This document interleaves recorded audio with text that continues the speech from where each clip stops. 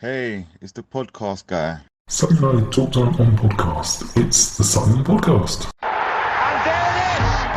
Sutton United of the GM Vauxhall Conference have put out First Division Coventry City, winners of the FA Cup themselves less than 2 years ago. And what a moment to enjoy for the fans of this Surrey side. They've had their moments before, but never one like this. But the whistle goes down. Delight for Sutton United. Sutton United, the National League, are through to the last 16 of the FA Cup. No longer English football's perennial non-league club. A 123-year crescendo reaches a new peak for Sutton United, who are promoted to the Football League for the first time.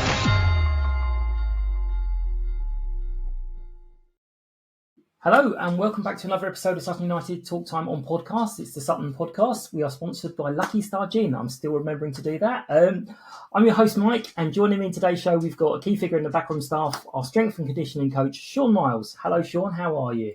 I'm very good, thank you. All good. Excellent. I'm sure you are. We're gonna have a little look at various different things into your journey, and obviously as you indicated what's going on recently. But thank you for your time. There's so many questions, so I'm going to try and make it a sensible flow.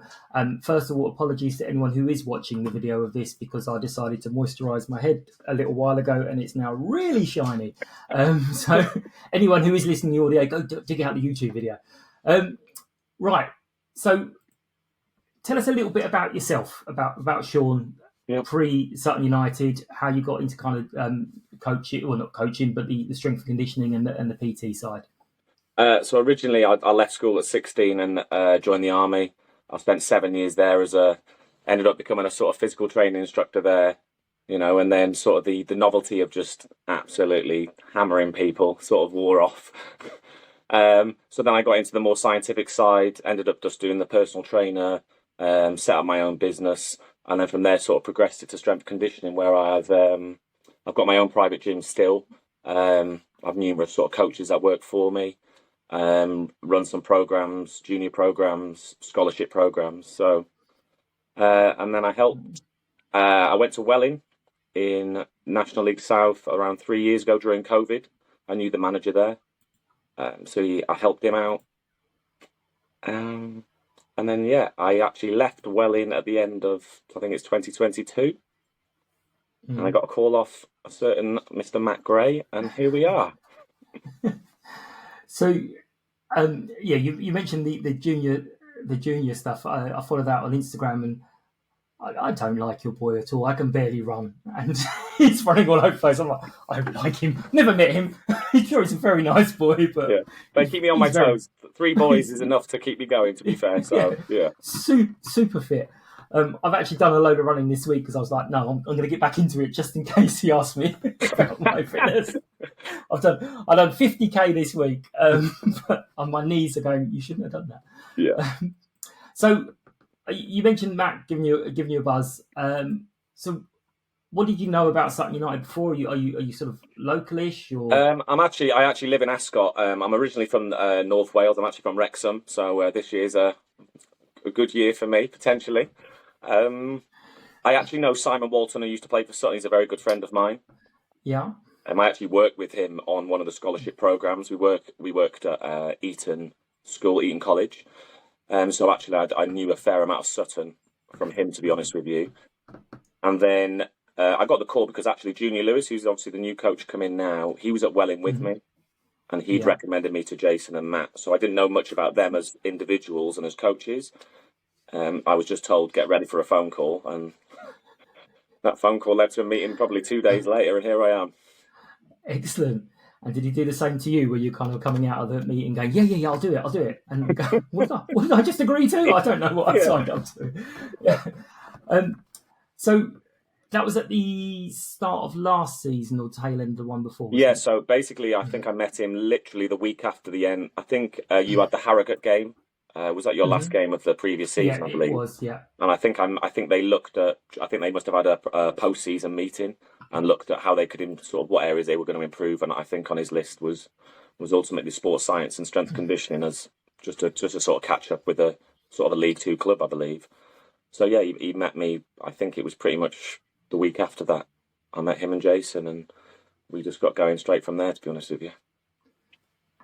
And we were still sort of one of the schools then, weren't we, training? Or yeah, oh yeah, you were. I think you yeah. trained. I can't remember the school that you actually trained at now. I can't remember, but I mean, the big thing for me was he said, "Oh, we're training at Harlington. It won't be a problem." But I live about 25 minutes away, so I thought it won't be a problem for me. So yeah, it was. It sort of all worked. It was all tied in, and obviously, when you see that facility now, it's incredible, really. Yeah, I mean, it must have been a bit of a, I'm going to a League Two club, and then you rock up at a little field somewhere going, hang on, this doesn't seem right. But what were your kind of first impressions of us? I mean, we know we're a bit quirky on some things, but what were your first kind of impressions of Sutton United? I think that the first impressions, because I'm quite a thinker in some regards, but I'm very light-hearted in other ways, in terms of I do like the jovial nature. Even when you've got Eastie as a captain, you ain't got time to be serious. There's not much seriousness going on there, to be honest with you, at certain times, or Harry for that matter.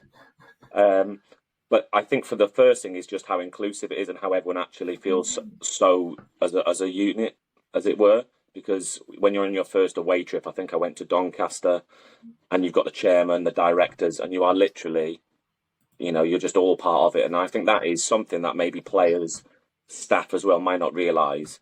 That doesn't go on at every club. And I think that is what is probably, maybe there's a handful of clubs probably in the 92 teams, but I can't see many being like that, because it is unbelievable, actually. Yeah, it's one of the things I've struggled with, because when I'm reading about other clubs and what goes on, and I've had various different guests on telling me about the terrible turmoil at their club, I'm sitting there going, that just wouldn't happen. It just doesn't even comprehend how that would happen, because the board, most of the board, as you mentioned, started off standing on the edges of Gary Green Lane watching the football as well. So they are literally us. But you mentioned Harry there, where he's a bit of a joker, but at some point last season, I can't remember which game it was, but he was there, and I just happened to be going towards my little spot, and there was some kids sort of shouting, "Oh, Harry, can we take a quick photo?" And he was like, "No," and then he turned and went, "Quick, before Sean sees." I was cracking up, going, "Oh my god!" On that note, what's really interesting is I bring a fair few friends. I mean, my boys come and watch most home games, to be fair, but I try and bring my odd friend if they're not got football on or whatever. And the one thing they say, which again comes back to that point, is the players just interacting, whether it's in the car park, whether it's in the bar. He goes, "Do the players come in this bar now?" I said, "Mate, you haven't seen anything yet. Wait till you see the chief executive." And his head was almost coming out. He couldn't believe it. Yeah, it's I was like, this is what makes this club special. Yeah, I mean, there was Aaron from one of the newspapers, and he's been at Sutton United for a few times. He's a national newspaper. He's a sports editor, or he might be the editor. And he was one of our first League Two games. He was like, "I'm standing at a League Two club where the chairman is standing on a chair with a the vice chairman, shiny gold jacket. Never change Sutton United."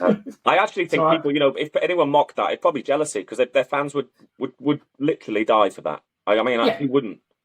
Yeah, no, it is amazing. I did see, I did send this on to AB Wimbledon doing their season ticket thing, where a few of the players are ringing out, and I'm like, why haven't what would we want to do that? And he'll be like, "Yeah, okay, Eastie, I've got to go now. Leave me be." Yeah. But so obviously you mentioned the players. How obviously you've only been a year, but how have you seen the evolution of the team and the training and everything in that year? How sort of pleased are you, and how much further do you think there is to go? I think the important thing for me, and I think for any backroom staff, I think whether it was an analyst or if you're a sports scientist, whatever it may be, is you want to make sure that, well, from my point of view, is that you feel that you're giving value and you're actually really an integral part of the backroom staff. And to be honest with you, Matt and Jason couldn't make me any more part of it. I mean, we sit down every day. The training is obviously based around what Jason, now junior, and obviously Matt want, but it's pretty much the physicality part in terms of what they cover, the type of session, the intensity. They've given full ownership to me, And obviously I've got a great medical team there as well who sort of back that up as well. So that is really important for me, is that you feel valued, and I'm actually probably overvalued in some ways, that they give me so much ownership. Again, it comes back to Matt is a really good manager, pretty much in any field. I think if you put him managing people, he would excel. Yeah. And he's always very quick to give credit. I mean, it's almost every interview he's mentioning different people in the backroom staff by name, and your name quite frequently. I did like, and I will come back to the one where you had a difference of opinion. We need to talk about that. I don't say it too often to him. No. Hello. But what kind of is your? I know we're talking we're just a few days into pre-season, but if you could go through a typical week, not pre-season week, what would your typical day or week be? That you would do. So let's just say we've played on the Saturday and we've got a free week without a Tuesday game. The Monday is predominantly a recovery day, but a recovery day being those that have played a certain amount of minutes would only do a bit part of that session. So they do go out onto the pitch, they do get a feel of the ball, and they flush their legs out that way. And then they'll come in and they'll almost have sort of therapy, all the other stuff that goes with it, maybe a light bike session, or they'll work mostly with the medical team. The remaining players, so either the squad players who didn't travel or didn't play, pardon me, or those that only played a few minutes, will then finish that session off, and then they're catching up their minutes of what would have happened on the Saturday, ultimately, in terms of intensity. So that's where the sort of GPS science element does come in, and that's probably the biggest difference for Matt and Jason, is knowing that my squad players are fit enough, whether they've been playing or not, when they're called upon, they're ready. Tuesday is the heavy loading day. So in the sports science world, between sports scientists and sort of strength conditioners, that they'll argue amongst themselves about, which is the best way. There's a million different ways you can get your team. Ultimately, our team need to train as they play tactically. So we play obviously a 4-4-2, very aggressive, very direct in some regards, but marauding forward, back, whatever it may be, overlapping. You look at our fullbacks, it's ridiculous. So they actually, on a Tuesday, they work on massive areas in terms of dimensions, and they work extremely hard on a Tuesday. They like to call it Terror Tuesday. I just call it a Tuesday, but that's each to their own. And no names mentioned there, but Sam Hart does like to remind me of that every day.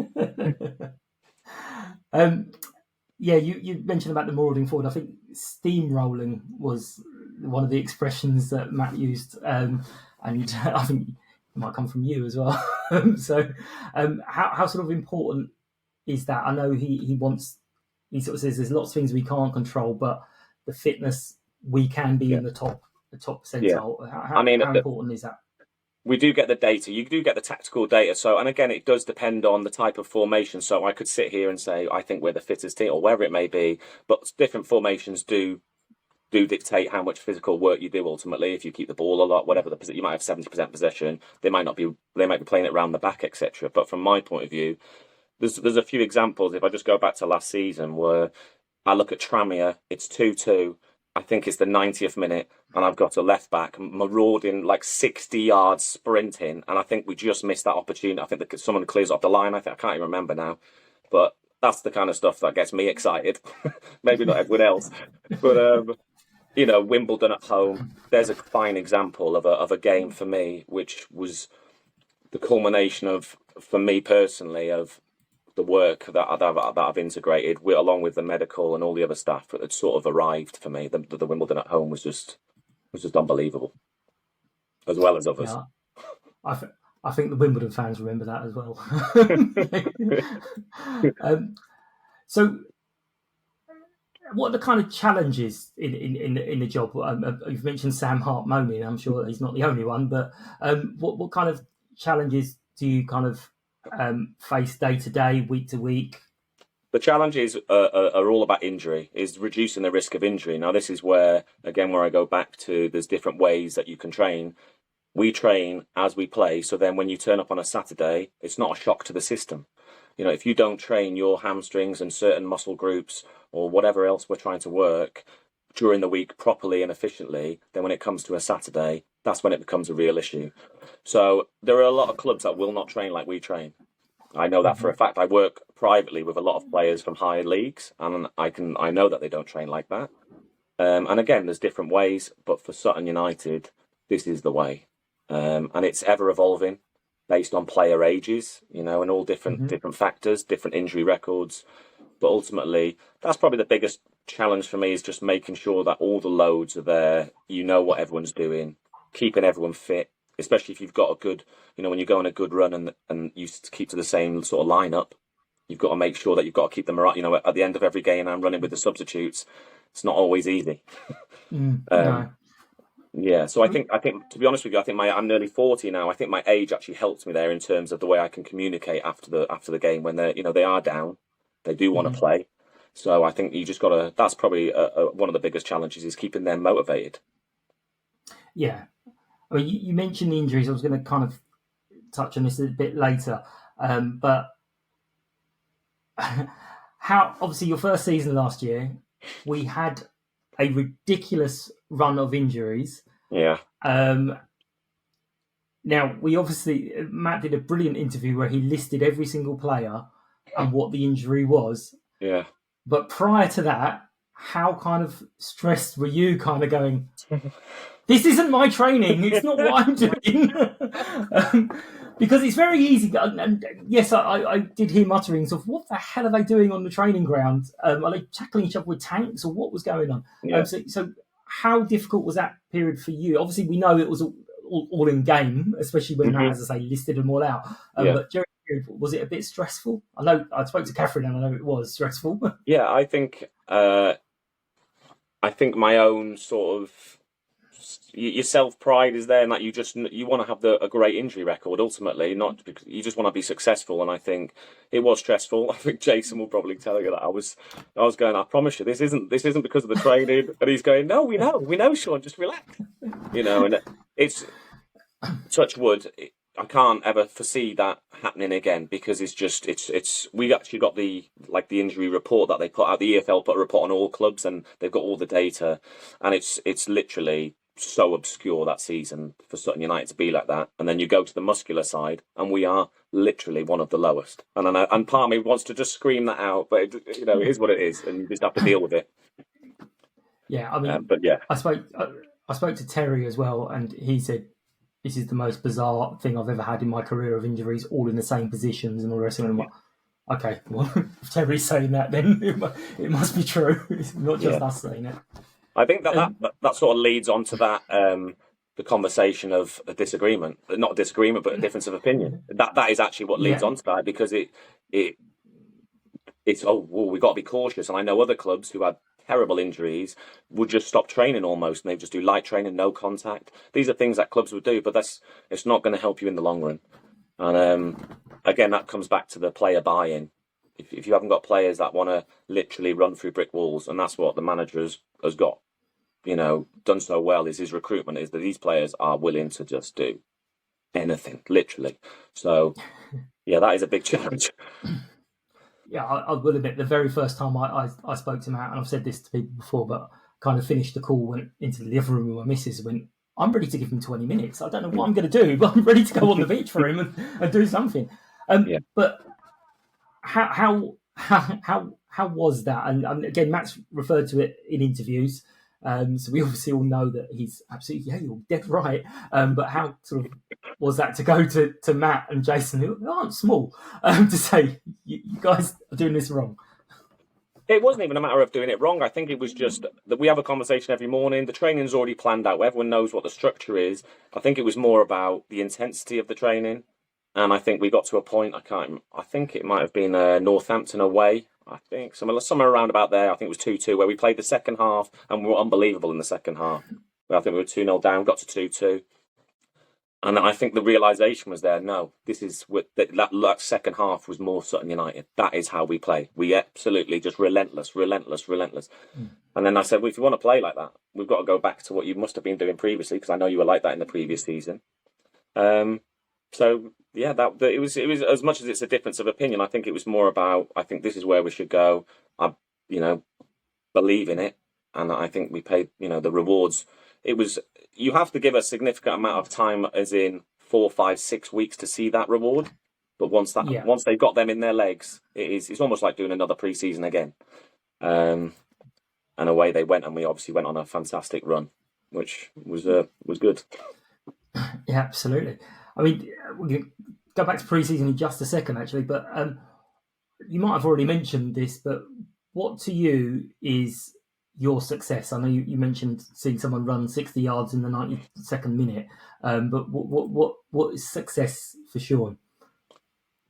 Just availability of players, to be honest with you. Availability of players, that's not even, I don't know if that's a cliche or not, but that is actually the truth, is that maximum participation in training. If you look on the training pitch and you've got 20 odd players there, that is a success during the season, especially with the fixture congestion, Saturday, Tuesdays, the cups, the EFL Cup, all this kind of stuff. It's relentless. And I think if you can keep people playing, training and improving, that is the key. Is I think most people get through pre-season, they'll improve a little bit, and then they go into that sort of plateau effect, and they think that'll get them through the season. My big thing is I want to improve them through the season. I want them continuing, whether it's in the gym or on the pitch. So success for me is ultimately seen as, I mean, again, I try and tie it in with the tactical data.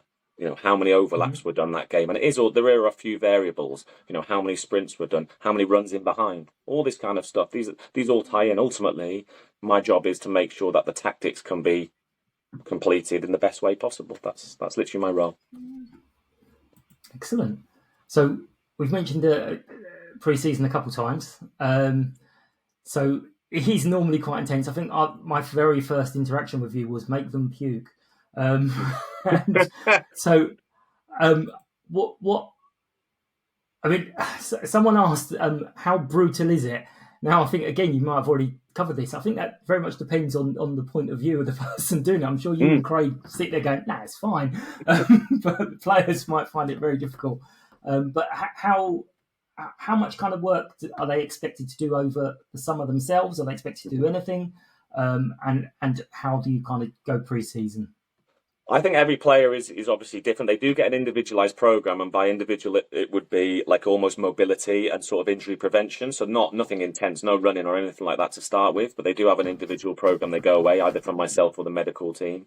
They're given 4 weeks off. I don't want them doing anything, because again, it comes back to, it's not just the musculoskeletal system, all this kind of stuff. Is their central nervous system needs a break. You know, mentally they need a break. So I think they should just shut off completely. And what you'll see now, I mean, you look over social media, and again, I have a business separately that is sort of predicated on this, is the off season is now just everyone's training. So the players aren't taking any break. You look at how many players are just constant, you know, they're in Dubai or wherever they go.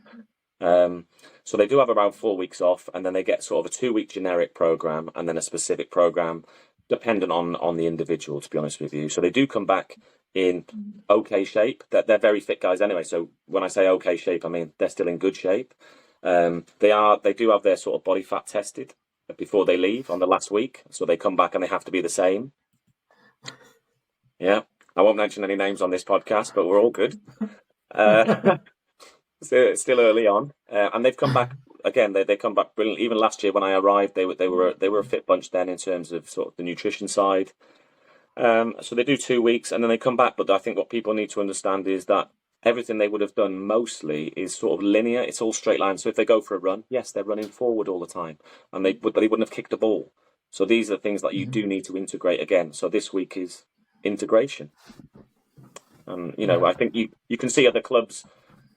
And they want to do the bleep test on day one, and they want to show that they're crazy. And we've heard stories of signings that have, you know, come to us in the last sort of 18 months, and they tell me stuff, and I just think, I'm not here to prove anything. I'm here to make people physically ready. So, yeah. Yeah. I mean, it is very different because I've avoided playing football for many, many years because I'm very unfit and rubbish. And I've got into running the last couple of years, and I thought, I'll do that fans game. It'll be fine. I can run 5-10K. I'll be all right. Yeah, it was very different. It was just like, oh, we're not doing it at a constant speed. Yeah, that's exactly, and that is the point. That's such a good point.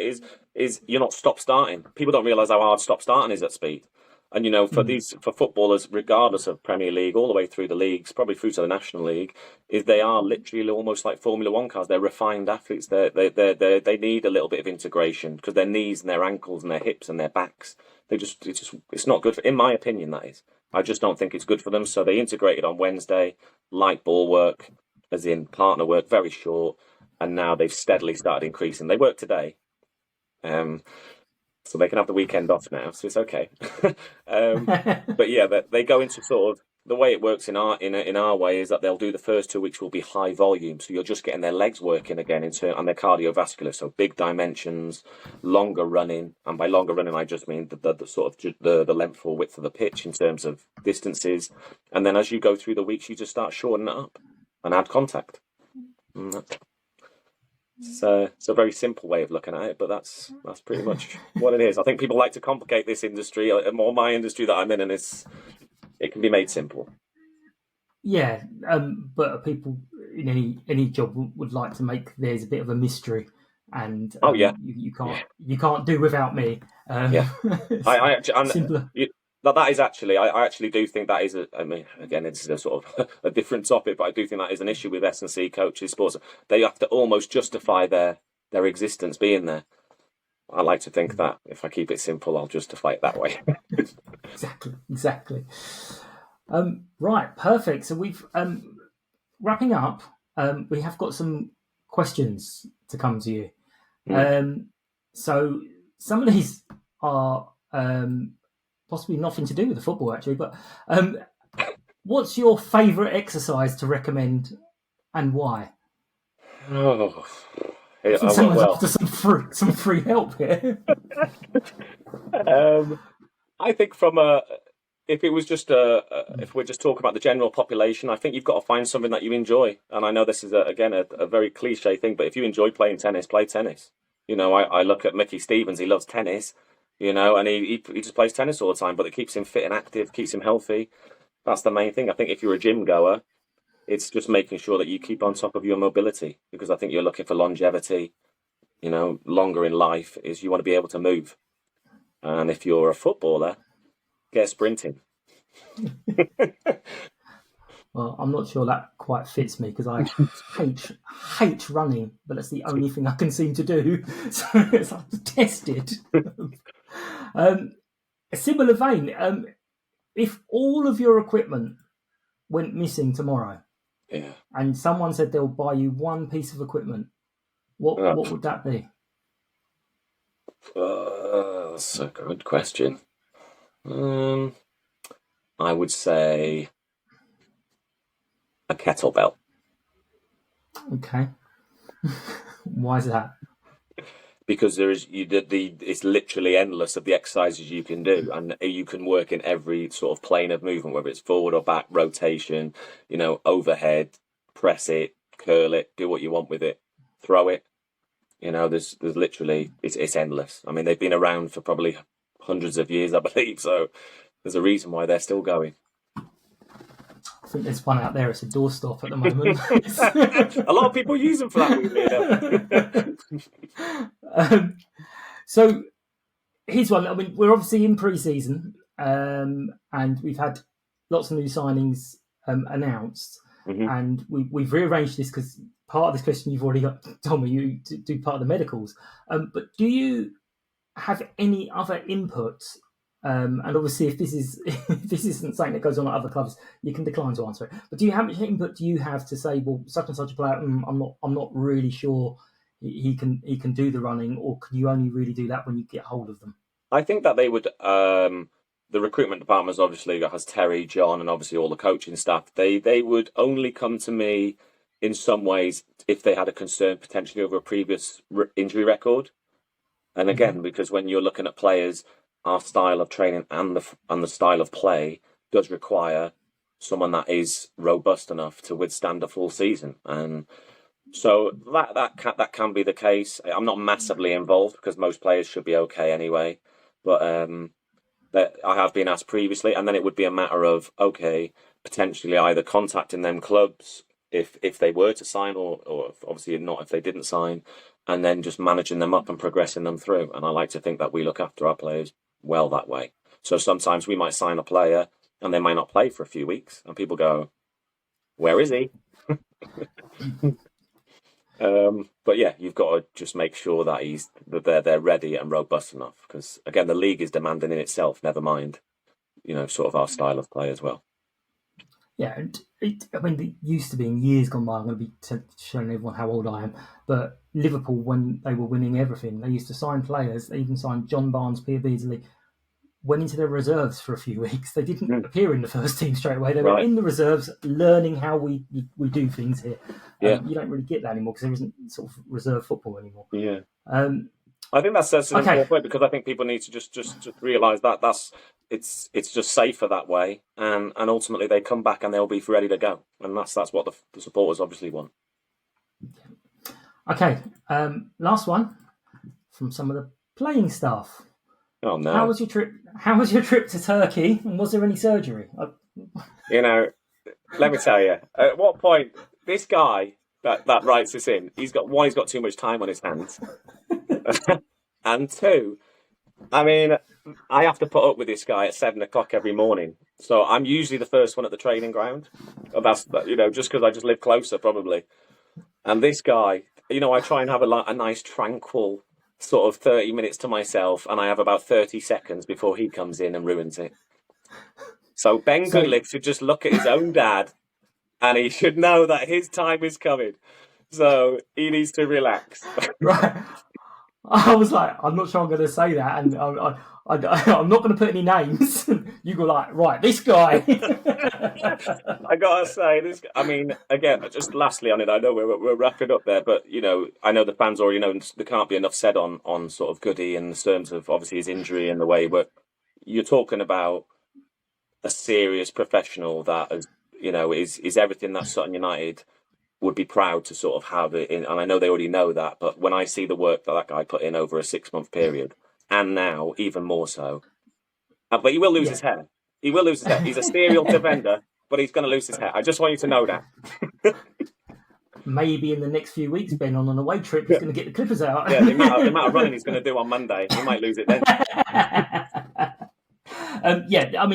It is easy to kind of almost not dismiss. I've said before, there was a few months ago, Joe came off with a hamstring, and I think he came off on the Tuesday, and we were talking on the Wednesday, and he was like, "Oh yeah, he should be all right by the Sunday," and by Saturday, and I suddenly just stopped and went, "Oh my God, the guy couldn't walk."